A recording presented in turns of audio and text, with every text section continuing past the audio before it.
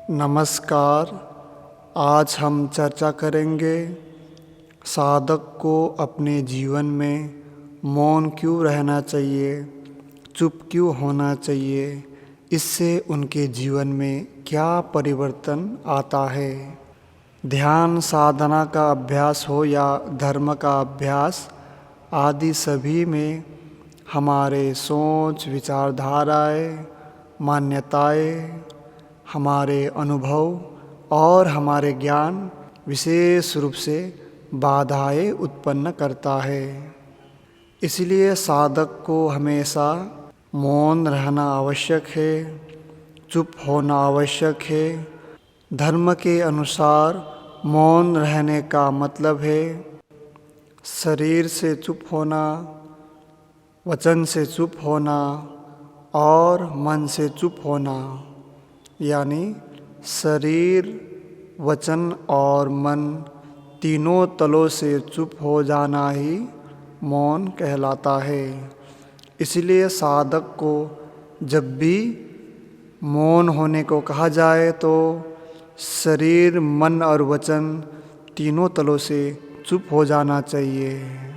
आप में से बहुत लोगों ने अपने जीवन में अनुभव किया होगा, लंबे समय तक ध्यान साधना का अभ्यास, धर्म का अभ्यास करने के बाद विचार आता है कि मैं अपने परिवार को बताऊंगा, रिश्तेदारों को बताऊंगा, अपने मित्रों को बताऊंगा, ये बहुत ही अच्छा अभ्यास है ध्यान का, धर्म का, साधना का। ऐसा सोचते हुए उनसे मिलते हैं, उनको शुद्ध रूप से और सूक्ष्म रूप से बताते हैं। लेकिन आप देखते हैं कि वे तो हमारे बात सुन ही नहीं रहे हैं, उल्टा ही हमको दुगुना या तिगुना ज्ञान बता रहा है। इससे थोड़ा सा निराशा आप में आ जाता है। लेकिन ध्यान साधना धर्म का अभ्यास किए हैं तो आप सम अवस्था में आ जाते हैं। एक सोचने वाली बात है, वे हमारे ज्ञान को क्यों स्वीकार नहीं कर रहे हैं? क्योंकि उनमें मौन रहने की कला नहीं है, वे मौन नहीं रह सकते हैं। शरीर से चुप है तो मुंह से चुप नहीं है, मुंह से मौन है तो शरीर से मौन नहीं है, या मन से मौन है तो शरीर से मौन नहीं है, या शरीर से मौन है तो मन से मौन नहीं है।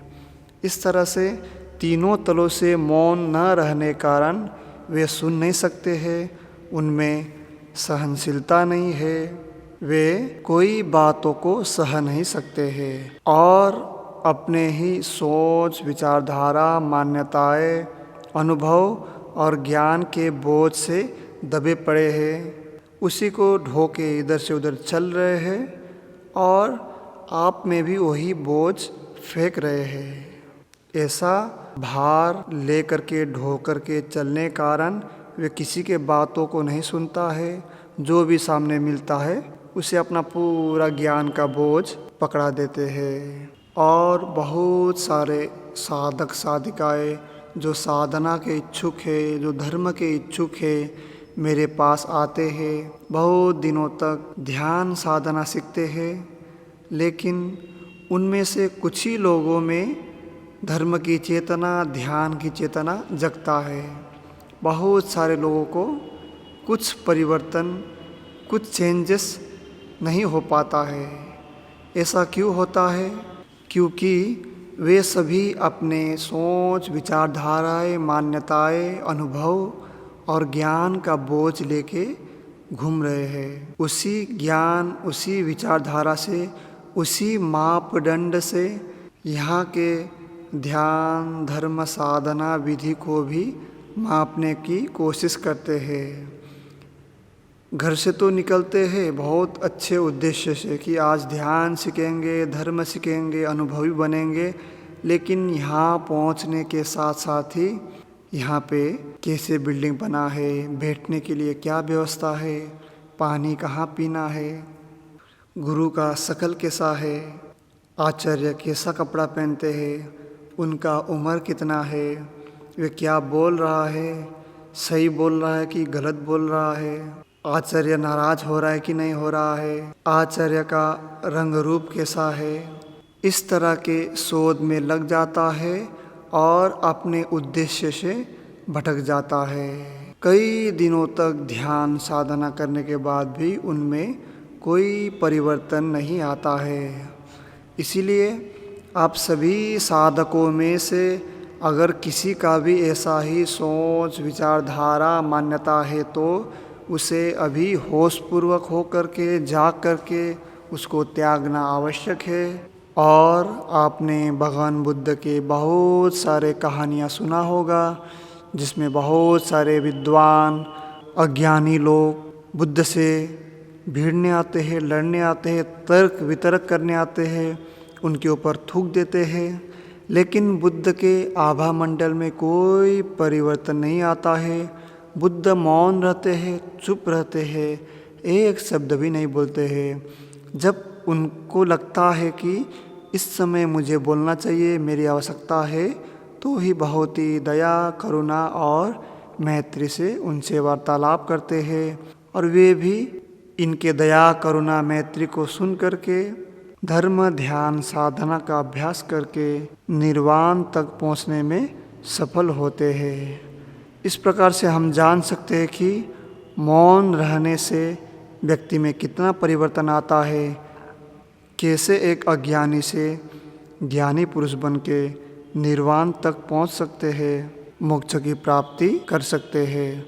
इस प्रकार अगर आप सभी साधकों में से किसी का भी ऐसा ही सोच है, विचारधारा है, मान्यता है, जो अपने ही ज्ञान के बोझ को लेकर के इधर उधर भटक रहे हैं, गुरुजनों से और विद्वानों से सिर्फ बुद्धि विलास के लिए ही तर्क वितर्क कर रहे हैं, धर्म सीख रहे हैं, ध्यान साधना सीख रहे हैं, और जो भी व्यक्ति मिलता है तो उन पर अपना पूरा बोझ फेंक देते हैं, ऐसा अज्ञानवश कर रहे हैं, तो अभी समय है सचेत हो जाने के लिए, धर्म में होश जगाने के लिए, क्योंकि मनुष्य जीवन बहुत दुर्लभ है। फिर कब ऐसा समय, ऐसा क्षण मिलेगा फिर से हम लोग को धर्म सीखने का मौका मिलेगा। इसीलिए जब भी ध्यान, धर्म साधना का अभ्यास कर रहे हैं तो शरीर से, मन से और वचन से, तीनों तलों से चुप होकर के शुद्ध रूप से ध्यान साधना का अभ्यास करें। जहाँ आवश्यक हो वहाँ बोले, जहाँ आवश्यक ना हो ना बोले। जिनको आवश्यकता हो उनको धर्म दे, जिनको आवश्यकता ना हो वहाँ धर्म देने की कोई आवश्यकता नहीं है। सभी मनुष्य अपने ही पाप के कारण अज्ञानी है, कोई पापी नहीं है, सभी अज्ञानी है। इसीलिए समय अनुसार, उनके इच्छा अनुसार उनमें भी धर्म जरूर जगेगा। इसीलिए होश पूर्वक रहते हुए जीवन यापन करे, मौन रहे, कम से कम बोले, मीठा बोले, मधुर बोले, सच बोले, धर्म ही बोले, अपना कल्याण करे और समाज का भी कल्याण करे। धन्यवाद।